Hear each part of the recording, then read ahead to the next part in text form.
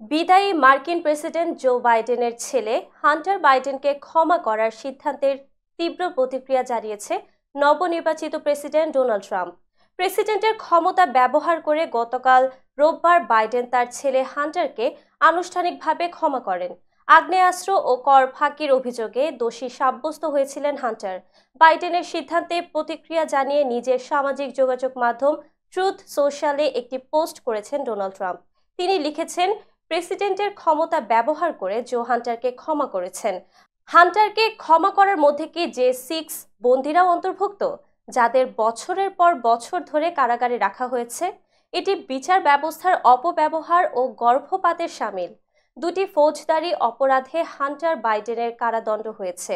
Hunter Biden এ বছরের শুরুতে মাদক সেবন ও অস্ত্রের বিষয়ে মিথ্যা তথ্য দেওয়ার অভিযোগে অভিযুক্ত হন। এছাড়া কর ফাঁকির মামলায়ও তিনি দোষী সাব্যস্ত হন। চাইলে যে কোনো অপরাধীকেই ক্ষমা করে দিতে পারেন প্রেসিডেন্ট। যদিও আগে বাইডেন বলেছিলেন বিচারে দোষী সাব্যস্ত হলে নিজের ছেলেকে তিনি ক্ষমা করবেন না। তবে গতকাল রোববার ছেলে হান্টার বাইডেনকে রাষ্ট্রীয় ক্ষমা ঘোষণা করেন প্রেসিডেন্ট জো বাইডেন। এক বিবৃতিতে বাইডেন বলেন, আমি আজ আমার ছেলে হান্টারের জন্য রাষ্ট্রীয় ক্ষমার অনুমোদন পত্রে স্বাক্ষর করলাম। এটি সম্পূর্ণ নিঃশর্ত ক্ষমা।